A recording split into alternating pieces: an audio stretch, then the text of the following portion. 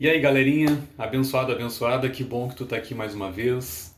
Hoje, essencialmente, nós vamos falar de um assunto muito bom, que começa sobre a mulher e o dragão. Tu já deve ter ouvido esse contexto aí, né? E que bom que nós estamos na presença de Cristo, né? Como assim, na presença de Cristo?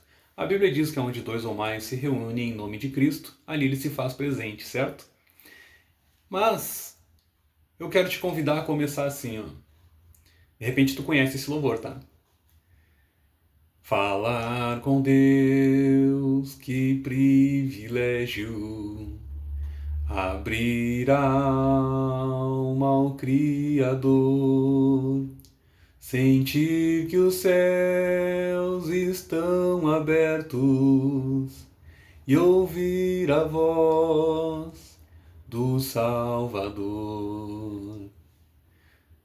Ah, tu ia continuar, né? Que legal. Então é porque tu conhece esse louvor aí. Caso não conheça, procura no YouTube aí Falar com Deus, certo? Olha só, esse assunto que eu te falei aí sobre a mulher e o dragão, todo o contexto do capítulo 12 de Apocalipse envolve uma mulher e um dragão.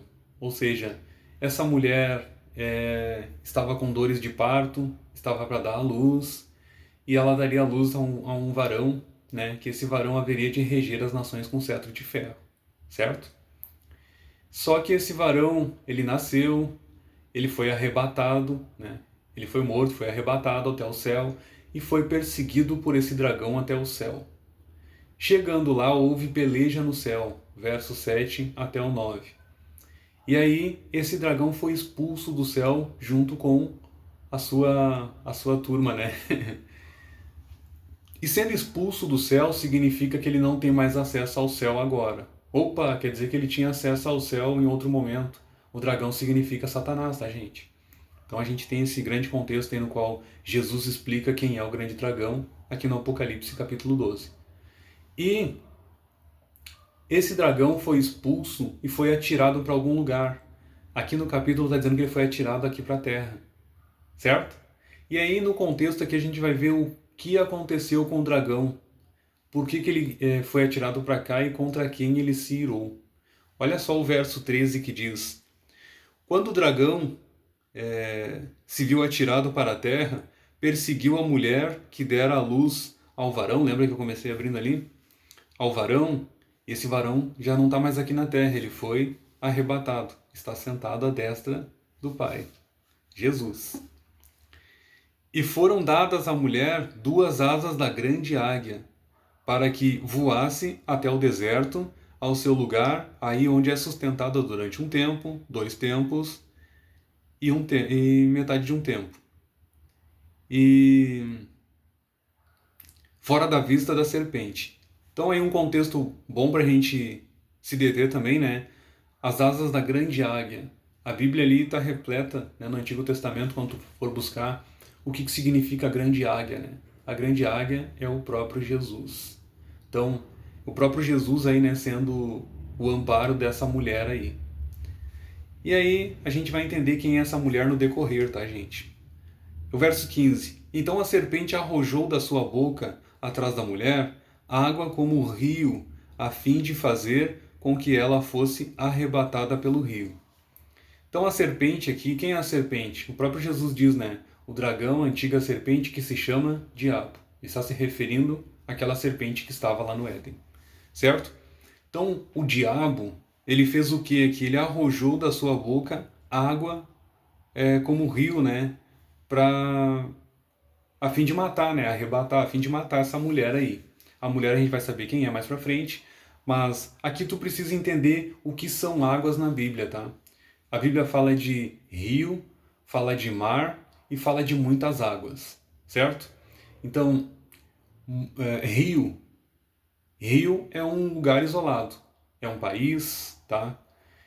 Quando se fala de muitas águas, é o planeta inteiro, certo? E isso tem Apocalipse capítulo 17, verso 15, que fala as águas que viste, né? São povos, tribos, línguas e nações, certo? Então aqui Satanás está incitando as pessoas a perseguir essa mulher. E as pessoas de má índole, né? As pessoas que não querem nada com Deus. Perseguir essa mulher a fim de arrebatar essa mulher, ou de matar essa mulher, né? Então olha só o que diz aí o verso 16. A terra, porém, socorreu a mulher, e a terra abriu a boca e engoliu o rio que o dragão tinha arrojado da sua boca. Então, é interessante a gente entender essa situação de simbologia no Apocalipse, porque a Terra também tem um sentido simbólico, tá, gente? Basta tu olhar o planeta aí, por exemplo, ele é praticamente formado por água, né? E aí só tem as porçõezinhas de terra em alguns lugares aí. Então quer dizer que a água ameaça a Terra se ela passar dos seus limites, né? E é isso mesmo, quando a gente olha a situação simbólica de Apocalipse, e não é só Apocalipse, tá, gente? Tem os outros livros aí também, que é Zacarias, Daniel, Ezequiel, Jeremias, eles também têm esse sentido de falar numa forma simbólica, né, que não é para todo mundo entender, certo? Então, quando a colocação aqui falar de rio, né, que foi arrojado da boca, a água que foi arrojada da boca de Satanás aí, tu já entendeu que é o Satanás, o dragão, né, que é Satanás influenciando as pessoas aí a perseguir essa mulher. Tu vê no Antigo Testamento, o próprio Jesus fala lá em Mateus 25, né, ai do bramido do mar. E aí quando tu olha para o Antigo Testamento, o bramido do mar significa as nações perseguindo o povo de Deus lá no Antigo Testamento.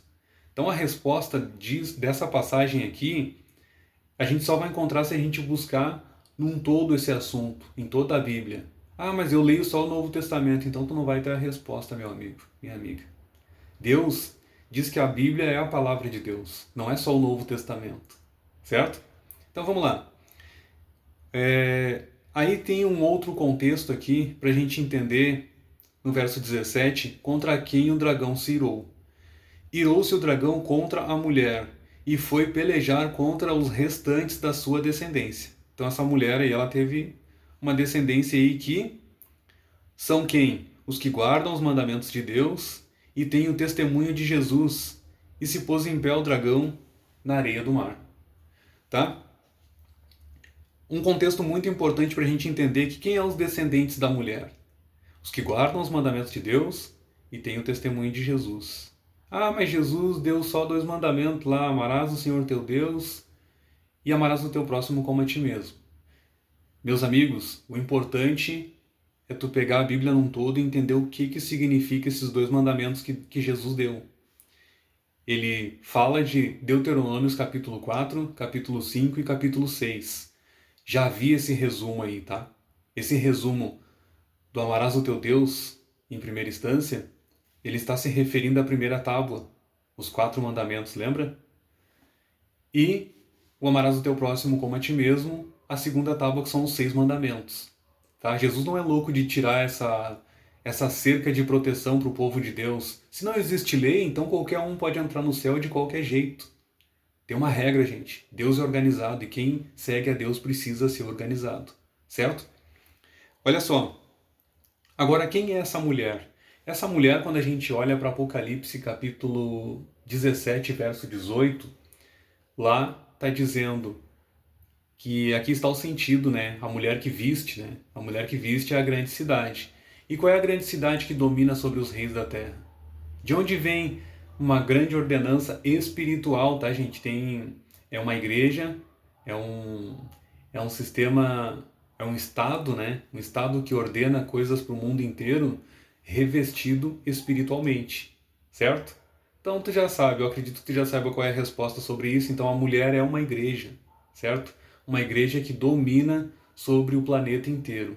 Então ela tem a situação política, mas ela está revestida espiritualmente para enganar as pessoas aí, certo? Um outro ponto aqui importante para entender também, gente, é o sentido de testemunho, né? Então tu tem os mandamentos de Deus aí para seguir a Cristo, para agradar a Deus, né, na verdade, porque o próprio salmista diz, né, Salmos 40, verso 8, agrada-me, ó Deus, fazer a tua vontade, dentro do meu coração está a tua lei, certo?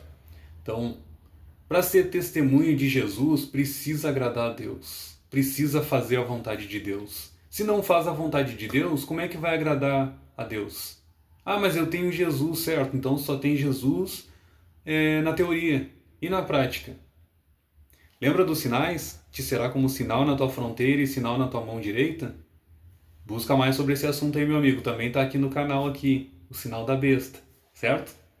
Deus te abençoe poderosamente, que a gente possa desmembrar mais e mais esse quebra-cabeça aí que é a Bíblia, né? É um jogo de quebra-cabeça, tá, gente? Não é para ler como se fosse um livro comum aí. Mas é isso. Até daqui a pouco, né? Como eu gosto de dizer para os irmãos e para as irmãs. Um abraço, fica com Deus.